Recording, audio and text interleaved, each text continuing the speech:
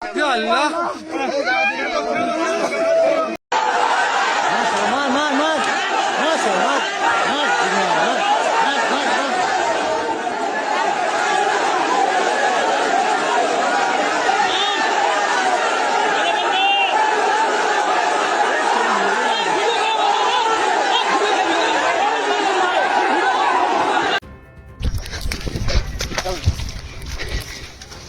কালকে আবার ফেসবুকে একটা মেয়ে মিসিংয়ের জন্য ছেড়েছিলাম, পোস্ট করেছিলাম। আজকে একটা আসামিকে প্রথমে জেরা করার জন্য ধরা হয়েছিল। জিজ্ঞাসাবাদ করার পরে অনেক তৎপরতার সঙ্গে ওকে নিয়ে পরে এসেছিলাম। পরে এসে খুব দূর মর্মান্তিক ঘটনা, বাচ্চাটাকে নৃশংসভাবে রেপ করে মারা করেছে। লাস্টে গিয়ে আমরা পেয়েছি, বাড়ির লোক ক্ষিপ্ত হয়ে ওকে মেরে ফেলতে চাইছিল, পালিয়েছে ওখান থেকে। এই অবস্থা দেখুন, ফের ওকে ধরেছি। তো এইরকম সমাজের কীট পতঙ্গগুলোকে কি করা উচিত আপনি দেখুন।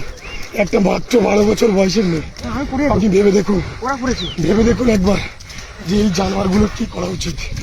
মহামান্য মুখ্যমন্ত্রীকে আমি আবেদন করব যাতে এরকম জানোয়াররা যাতে সমাজের বুকে না চলতে পারে।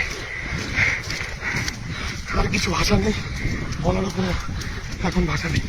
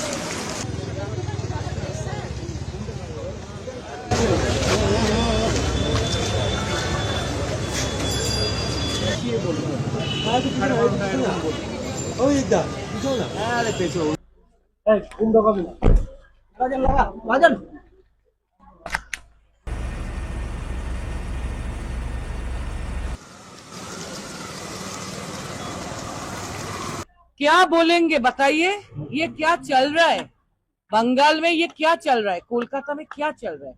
आप सबको पता है बारुईपुर में क्या हुआ। हम 1 घंटा पहले यहाँ से गए, आपको हम बोले थे कि विमानदा का एरिया है, विमानदा जरूर जाएंगे।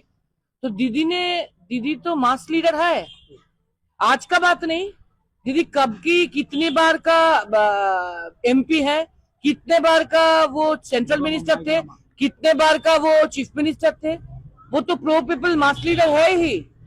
तो वो सोचे थे कि वो जाएंगे बारुईपुर में, इतना हादसा हुआ, इतना घिनौना हादसा हुआ, तो वो जाने के लिए सोचे थे।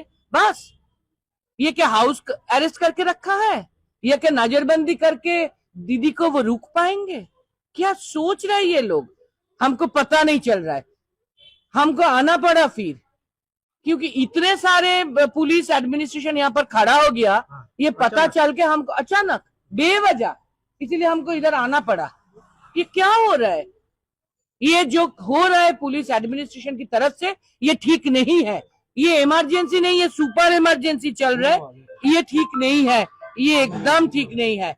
ये सुपर इमरजेंसी चल रहा है, ये प्रेसिडेंट रूल से भी ज्यादा कुछ चल रहा है।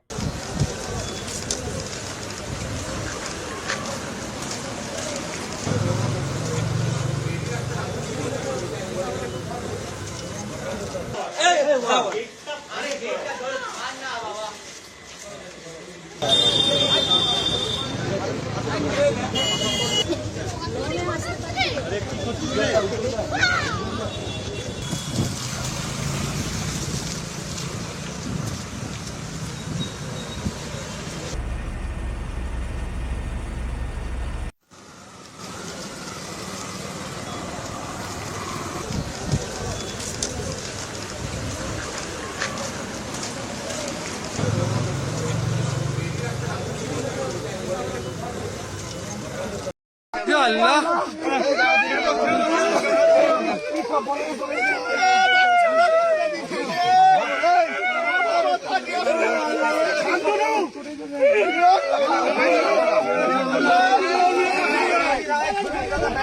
Allah